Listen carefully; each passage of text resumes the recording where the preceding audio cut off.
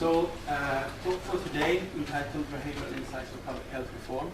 And what I thought that we would do is we will go over where behavioural science finds itself alongside more traditional intervention methods, which would be economics or perhaps interventions that come from psychology, and try to define that space in terms of focusing on the decision-making environment rather than perhaps mental strategies or training of the individual or trying to influence structures by the relative price mechanisms. Once I've done that, we'll look a little bit at one of the standard frameworks for applying it, because of course, if we were to go over everything that behavioral science has to say, we wouldn't be able to do that in a day. So we try to condense that into what we would think of as reliable, from an empirical point of view, reliable behavioral insights, as they are nowadays called, that can be applied to try to improve behavioral outcomes in a predictable way and in a desirable way. And finally, having done that and equipped ourselves with that sort of toolbox, we'll perform this workshop element where we'll be able to see how we can actually apply this to improve some of the behavioral outcomes from a practical point of view. So agenda for today, some of you may have seen this, but we will go over first of all what is called the EAST framework with related examples. They are predominantly from the health area, but there are insights to be gleaned from very many other areas where we believe that the decision-making mechanism would be the same or analogous to what you would observe perhaps in a more traditional public health setting. I've tried to choose those ones from health, but I have prioritized picking examples that best illustrate the principle, so that we can transport that into our area of interest. After that, we'll go on to what is known, or what I believe will become known as the TEST framework. That's a method for applying behavioral science basically to well-defined measurable objectives. At that point, we'll also need to break them into smaller groups where we will look at a priority. We will try to think about what behavioral or what phenomena are encapsulated by those priorities, and how can we state then objectives that we can individually tackle systematically. Having done that, we'll take a little break, and I've been told that we can either stay in this room or we can go outside and also use the coffee area for the latter part of the more interactive aspects of the workshop. At the very end, there will be very, very short presentations. We're talking about a minute or so from each of the groups, stating the priority that you are intending to address, and you will be stating the objective that you have identified within those priorities, within that phenomena, and you will be outlining very briefly a trial protocol that would enable you to collect some sort of data that would tell you about the progress of a particular intervention to improve that outcome. And then we'll wrap up. So I'm going to start off to define the role for behavioral science. I'm going to start off with a very famous experiment. You may have seen this. It came out of nowhere. If we were to do this, we would split you up into two groups, and I would present one of you with this question. I'll ask you to just put this together and come up with the outcome for this essential multiplicative problem. And you will instantly realize that this is something that's quite effortful, and you wouldn't want to do it all towards the end, specifically not perhaps in the morning. Then I'll take the other group and I'll present you with this problem. And I'll ask you the equivalent question: what's the correct answer to this multiplicative problem? Of course, both of these two are equivalent. So if we were endowed with unlimited computational capacity, we would just, as through magic, come up with the correct answer in both of these cases.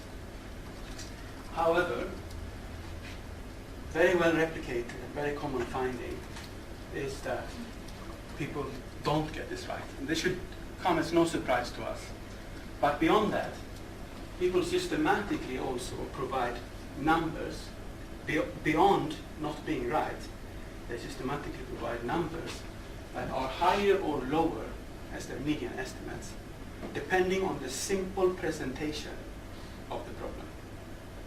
This is now a facet of the environment that we encounter when we're about to deliberate on the choice that we are about to make.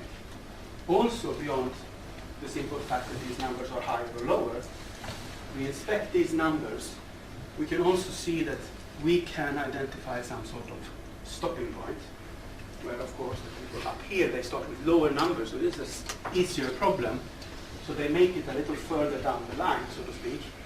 But of course you start with a higher number, this is a much more difficult to manage problem, so you don't make it quite as far. So of course, this has become known as the anchoring heuristic, meaning that people anchor their decision on perhaps sometimes arbitrary information, but they anchor it on prior information when they make their decisions. So in this case, a low number because of low starting number, high number because of high starting number. And the correct answer is somewhere in the order of 40,000, so quite far off. What I want to make, the point I want to make here, is that apart from being wrong, this is quite a predictable wrong, and it's very systematically so. This is very important. So these are the sort of things that we work on at the Behavioural Science Center. We try to understand how people make judgments and how they make decisions, and then we try to apply these insights that we are generating and the evidence that we generate. We try to apply this to improve outcomes to the extent possible. Behavioral science is predominantly consisting of the overlap between two parent disciplines, one being economics and one being psychology.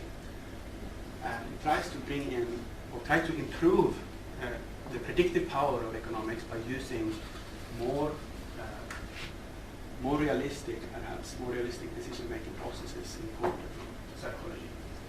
We run this MSc program, which results in precisely the type of work that we'll be doing towards the end of the day.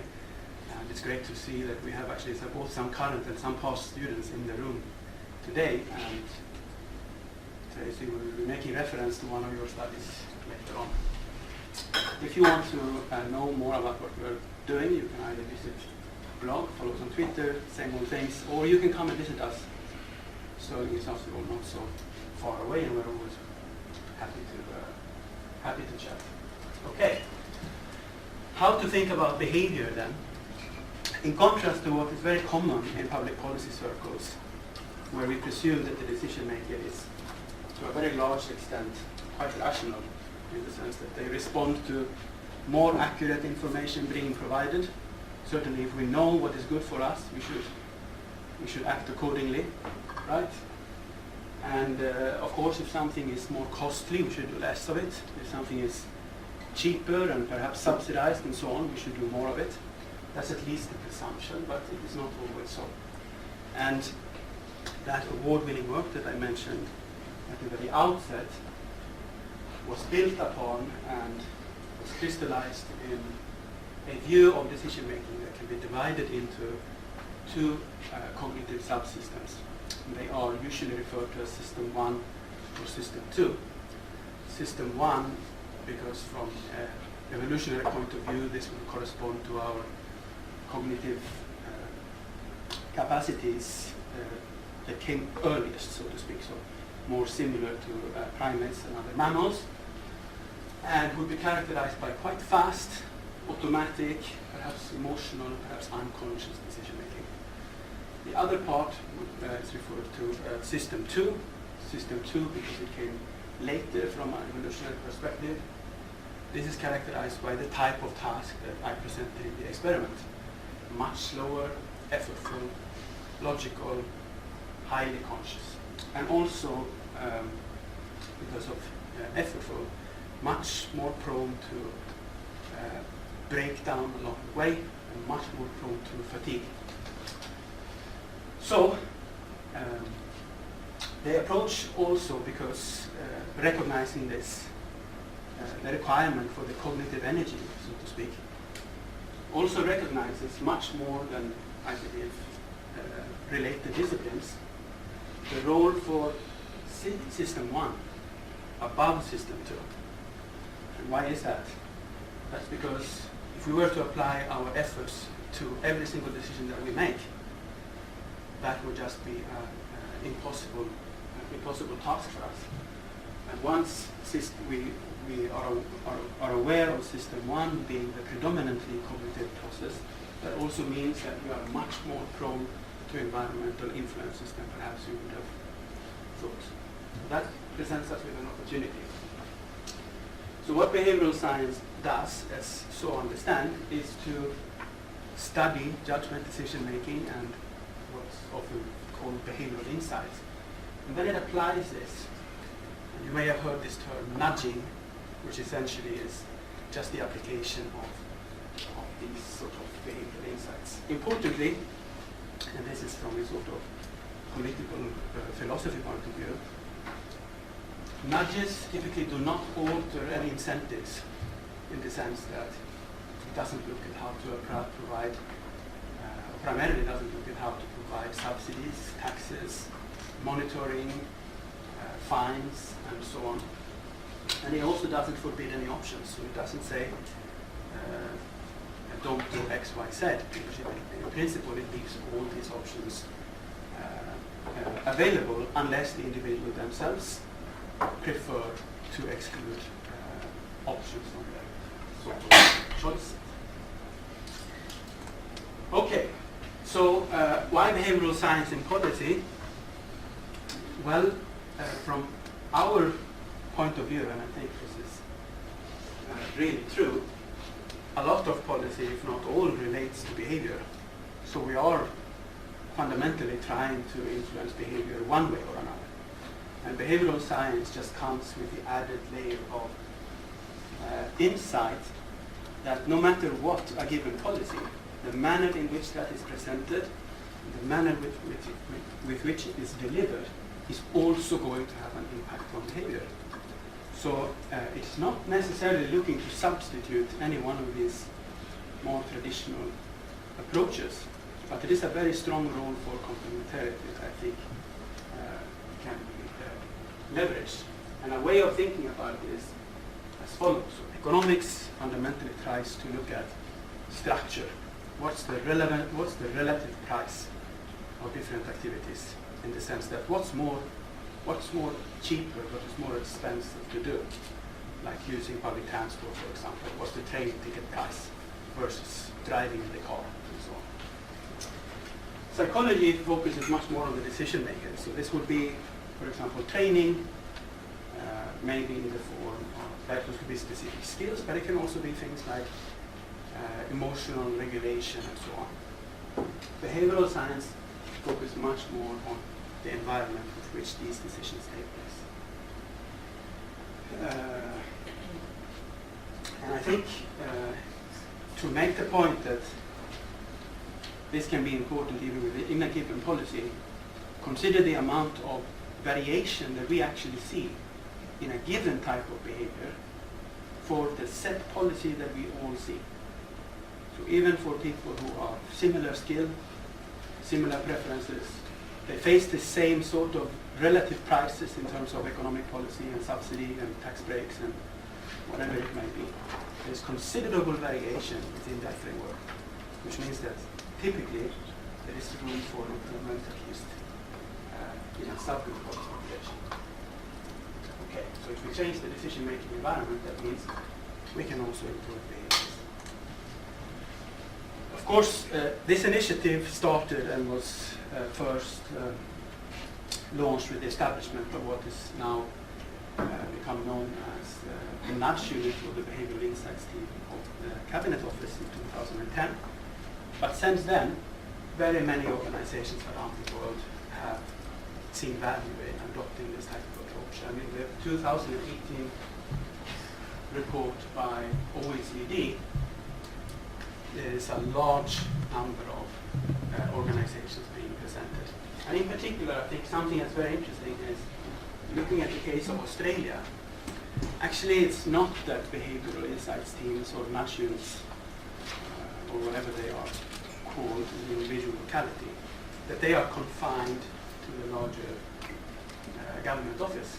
In fact, there are teams like this in the equivalent of councils, New South Wales, as well as there being one in the larger government.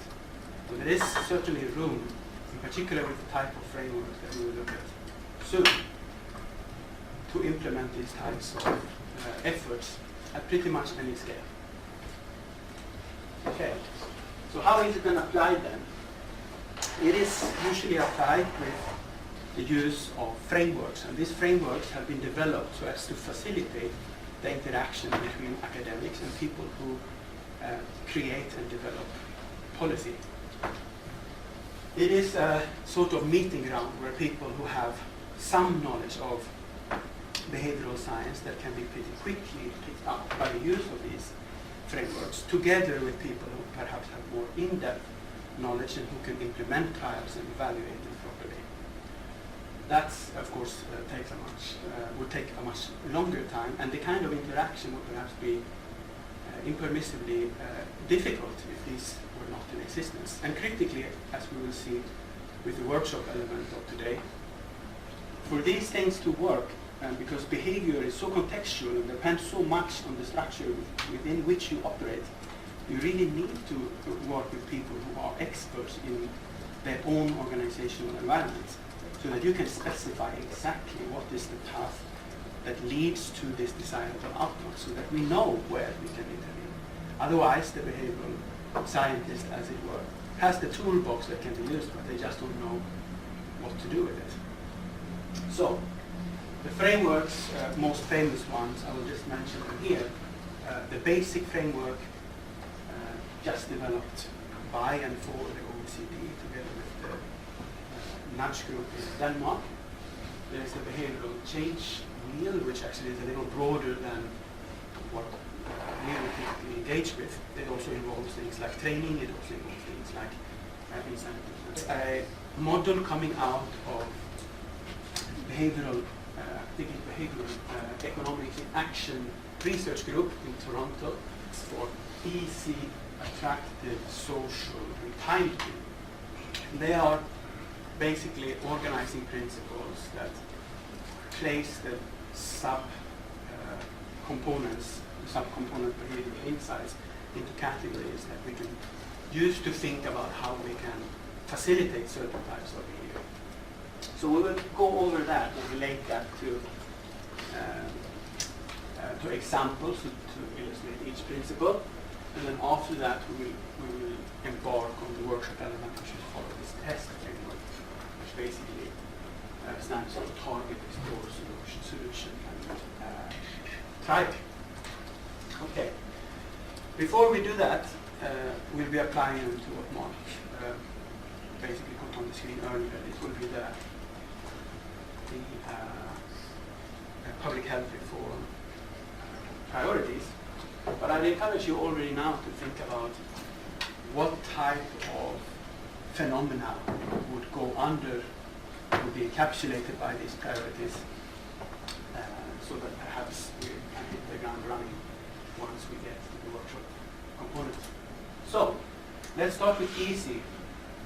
Easy is subdivided into simplified, friction, cost, and default. So we'll go over examples to illustrate each of these. So, by simplified, we mean to make messages as clear and simple as possible to improve response rates. By friction costs, we mean to either to reduce the hassle of performing a certain task, which can have a disproportionate effect on the outcome, or to increase the hassle if we believe that this is a type of behavior that is being engaged in a little too hastily. Finally, there is also default. Default is something I think you are already familiar with. And we will see the most famous case, the study that made defaults famous. And we do that because of this division between system 1 and system 2.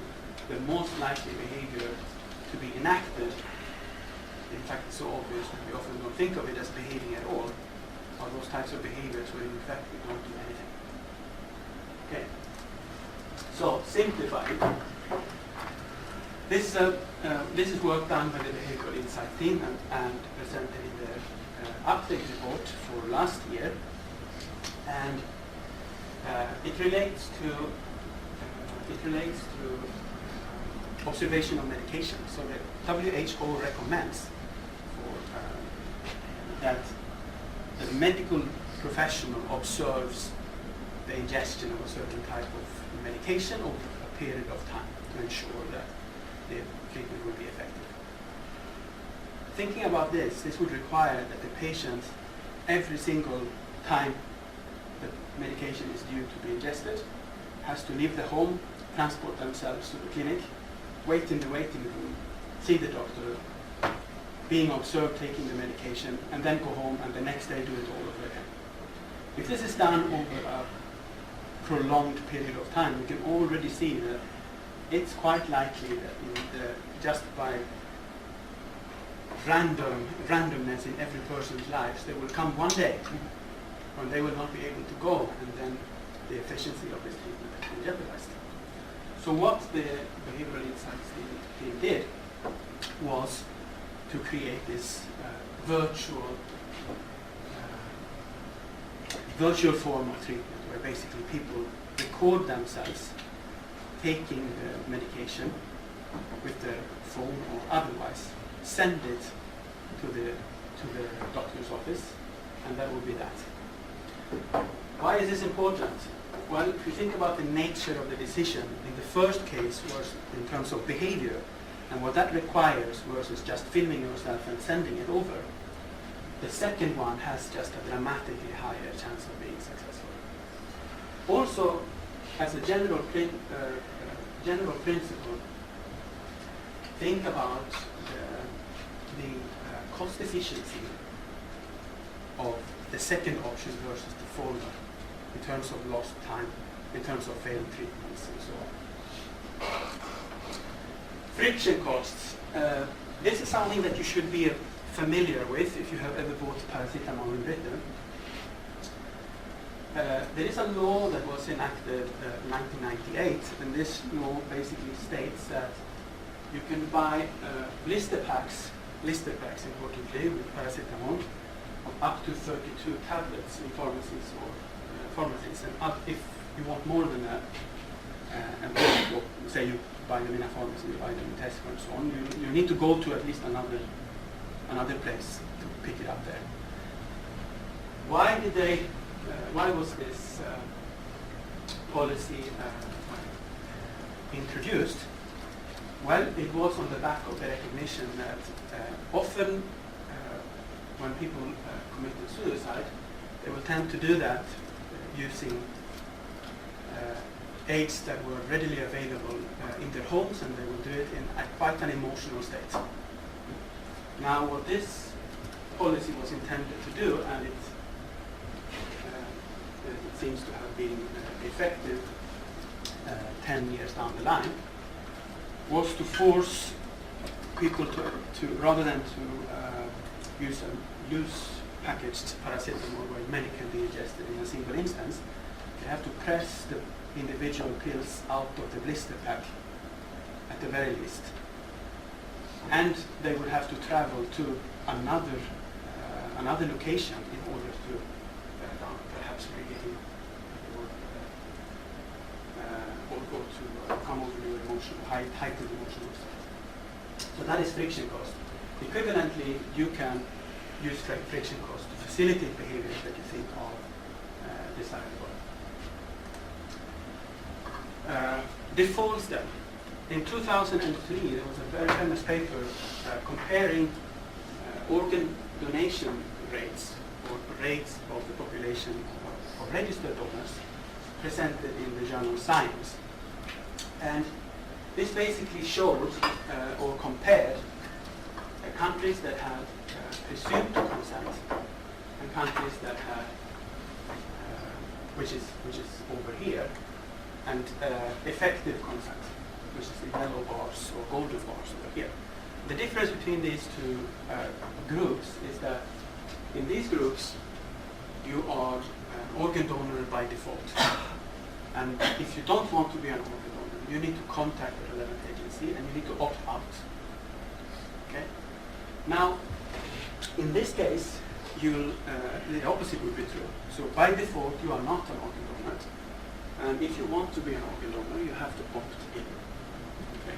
This is a case in which, and this is very typically true with defaults, one decision has to be in effect, or you're in and opt out. Further examples of ways in which decision makings are facilitated under the easy principle, and I think you would recognize some of these. Many gyms, they use automatic transfers, and these are defaults. And this likely leads us to stay with a gym that we are not using for a prolonged period of time. Networking sites, they have default settings for your privacy. Very rarely does anybody really go in and change those. Mobile phones, they have default configurations, and they are typically not changed. When you send taxpayers directly to a form rather than a website, you reduce friction cost and more people declare their taxes. Compare this to perhaps more monitoring, more costly procedures and processes in order to pursue those who perhaps are not paying their taxes. University attendance increased when financial aid applications were incorporated with renewal of a driver's license. Financial aid applications requires a lot of information. In this case, it has now been incorporated to the renewal of driving license, such that when you renew your driving license, you are already providing a lot of information that's required for financial aid application. So the person sitting at the desk simply asks, would you also like to apply for financial aid? I see you qualify. Okay. So, because a lot of engagement depends critically on the way that we formulate messages, I won't give you any more examples to illustrate this, but as general principles for communication that can be instilled, key messages ought to be delivered very early, preferably in the subject line, not as the conclusion of, we usually say, a novel at the very end of the message. Language should be kept simple. Recommendations, specific single line recommendations, single point of contact, and remove all information that's not absolutely essential. Of course, if we think back to how we really make decisions, and we make this division between system 1 and system 2, we can just imagine somebody being already fatigued towards the end of the day, receiving a rather important message, probably will not read it very carefully, although it's very important.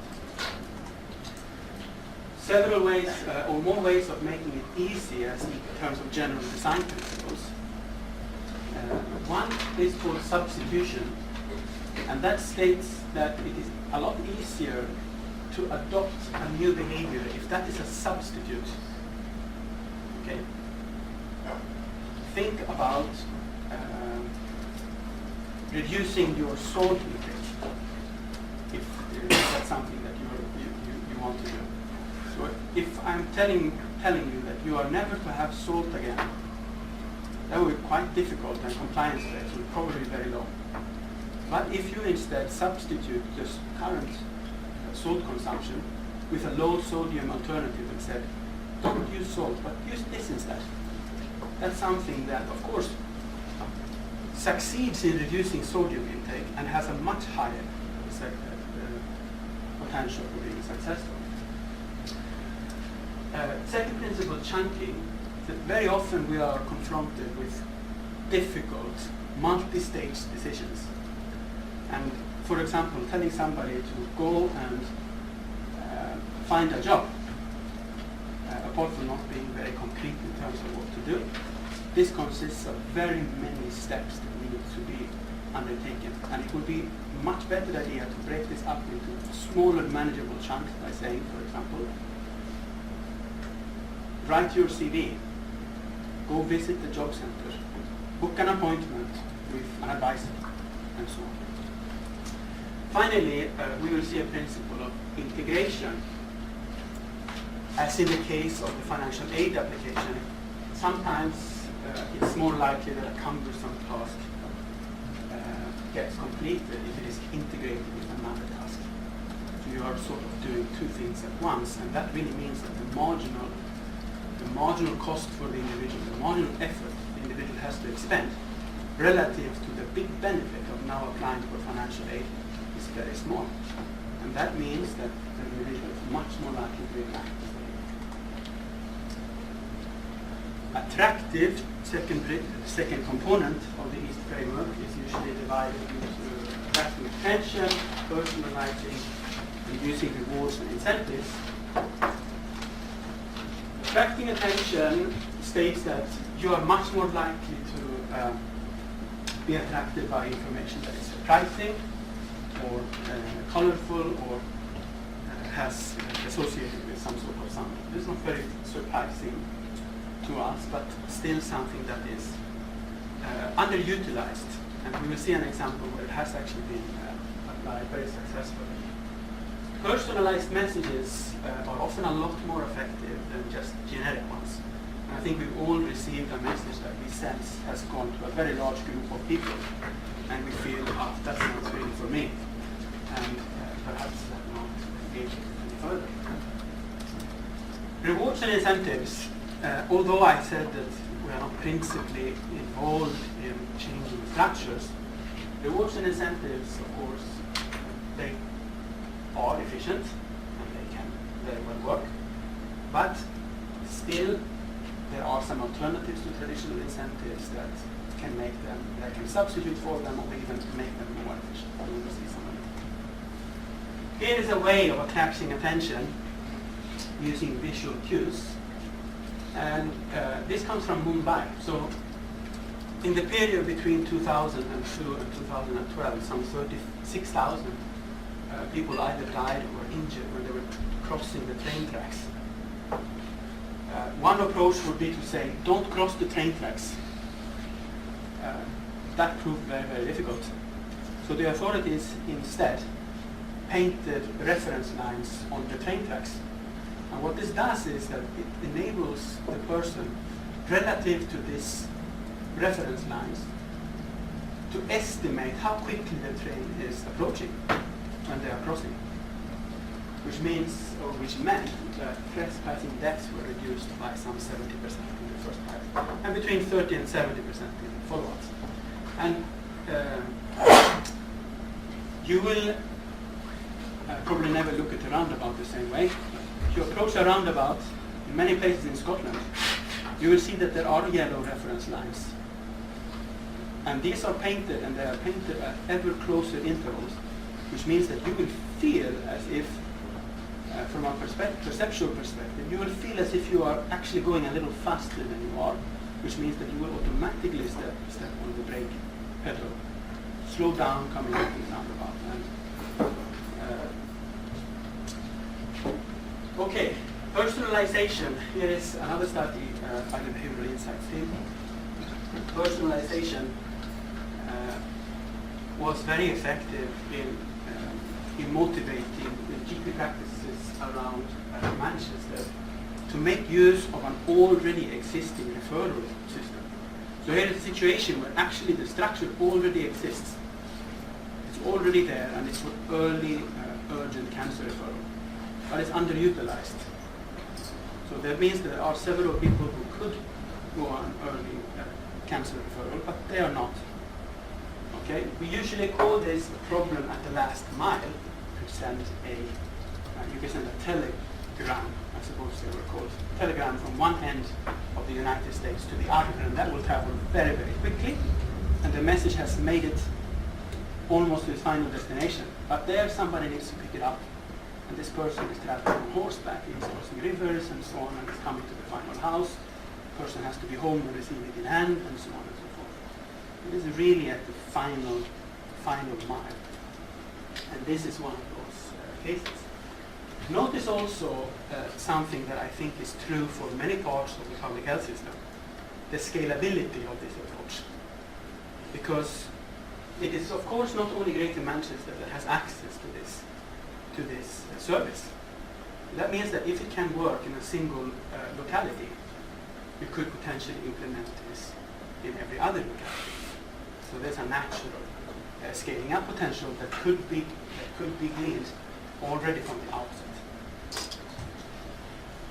Rewards and incentives.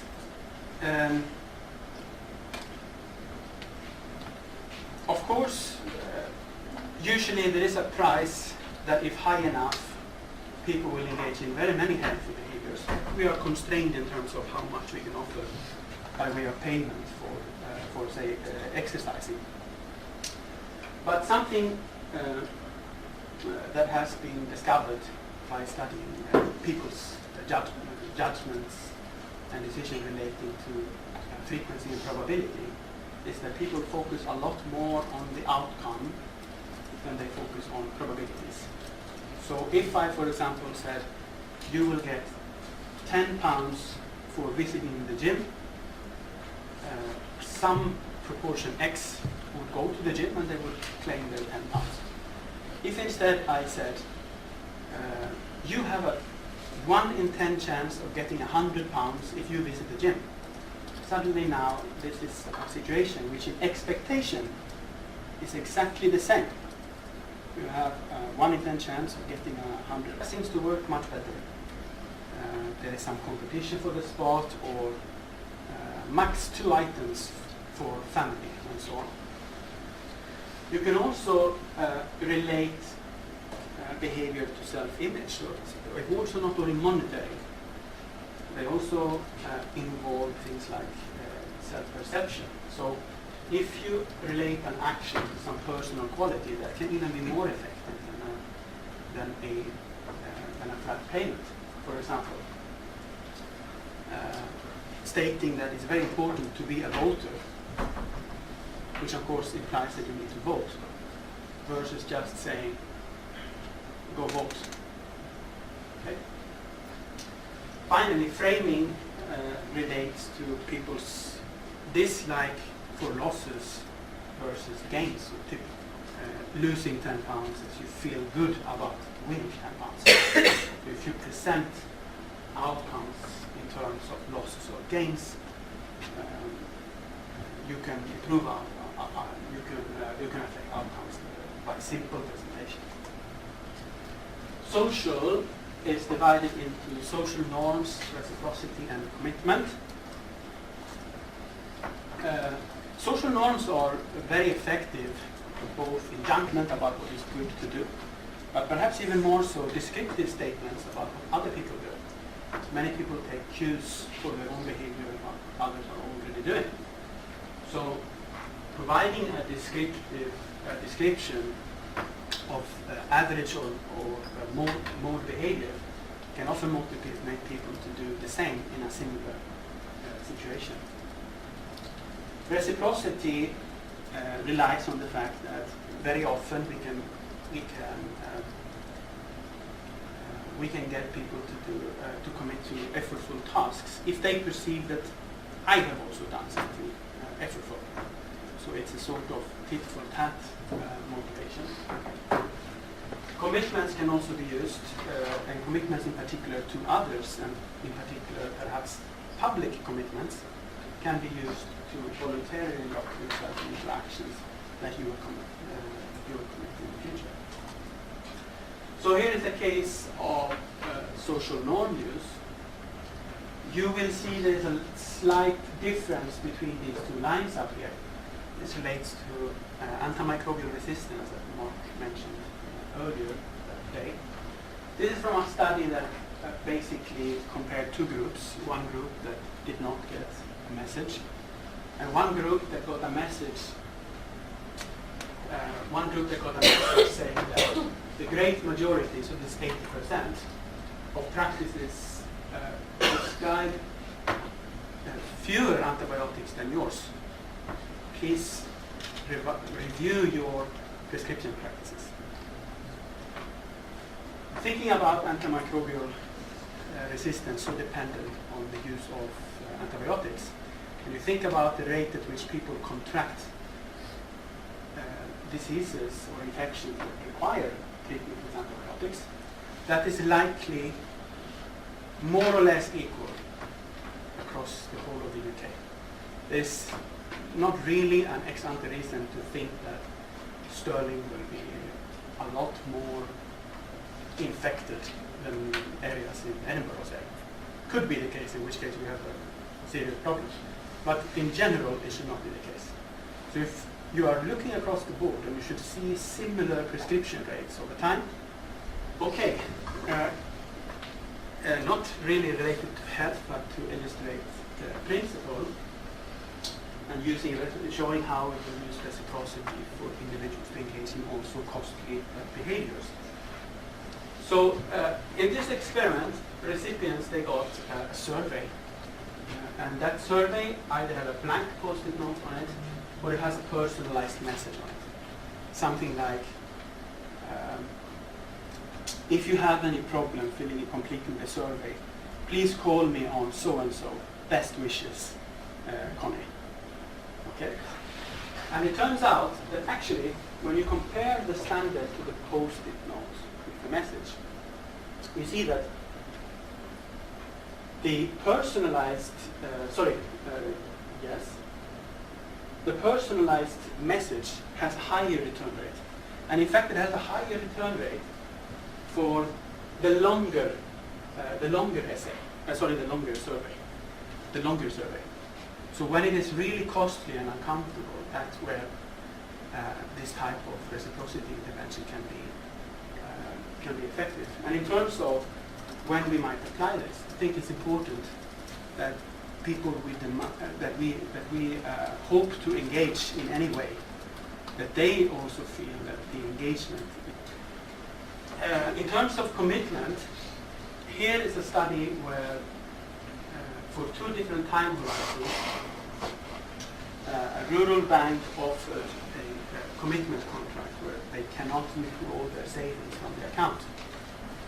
Now, of course, 6 months down the line or 12 months down the line, people had been putting money into their accounts, fully knowing that they wouldn't be able to withdraw it. And they had managed to save more for both time horizons. Of course, why is this important? Well, on a standard economic decision-making model, we would never expect anybody to engage in this type of situation, because people spend their money on whatever they want to spend their money on. But of course, we all know, perhaps trying to save up for a holiday or whatever it may be, that we perhaps use the money too soon. So we use this as a strategy against ourselves, as it were. Finally, timely. This is further divided into 3 parts as well. Timely prompts, intertemporal choice, and what is now known as implementation intentions. So timely prompts just says that whatever it is that you are hoping for people to do is that you approach them with your prompt at the best of times. So, because that's when they are most likely, they're going to be most receptive. Intertemporal choice relies on the fact that people are most likely to be motivated by a benefit if that benefit is immediate and happens now. And they are least likely to be discouraged by something uncomfortable if that uncomfortable event happens in the future. Because uncomfortable things in the present we tend to put off to the future. Implementation intentions basically says that even though people do not have plans right now, we can help them by creating a plan now, such that when the situation arises, they have something prepared from a mental point of view that they can go to and act immediately. So, here is an example of integration of mental health care to primary care. What happens here is that when people turn up to the GP, there's a very short interview-style screening process where the patient is asked 4 basic questions. pregnant women, people living with HIV/AIDS or tuberculosis, diabetes, and hypertension. This is because in the locality this has been identified as risk factors. So they approach them. Once they have been identified, they are contacted, and then they go through a certain number of steps. At the end of it, about 10% of all of those approached just walking in have been referred to or accessed mental health care. So here is a way of approaching people at the right time. If you think about it, it's also similar to the integration principle that we mentioned a little earlier. Intertemporal choice. This is also about savings, and it's a very famous example, and it speaks to this commitment principle as well as how do we ensure that we get commitment done. Well, in this case, and actually this was done by the Nobel laureate of 2017 in economics, Richard Thaler. This is called Save More Tomorrow, and in a big company, people were approached and they were offered financial advice.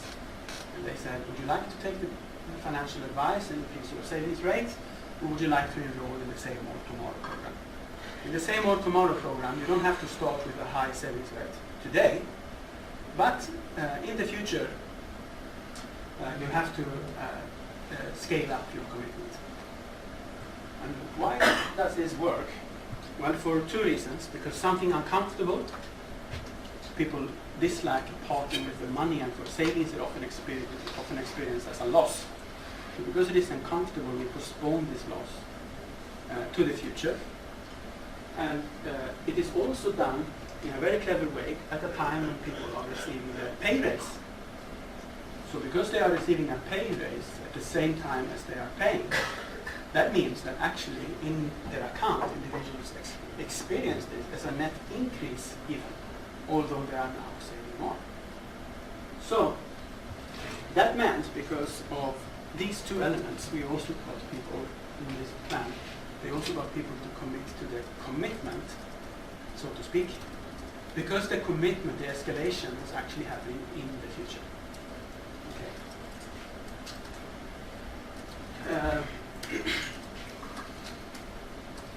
Hand hygiene at work, according to a 2015 study, very predictably follows the working hours of a shift. So hand hygiene is highest. This is a compliance rate. Hand hygiene is highest right at the beginning of the shift. Then it goes down predictably over the day, and then about 3 to 4, 4 to 5, depending on when you have your lunch break or your break, it goes up. It doesn't go all the way back to the original level, but it goes up. And then it goes down steadily over the shift, and then it goes up to the other break. And then it goes down all the way down towards the end. And of course, I don't need to tell you, but maintaining hand hygiene in any ward is very, very important. And here we have variation about 8 to 10% over the day. That depends only on the time of day, it seems. So what does it mean? If you are going to design any intervention to improve hand hygiene, that intervention should be timed according to time of day. And breaks should be, and shift length should also perhaps be scheduled in such a way such that you ensure maximum safety of patients in the ward.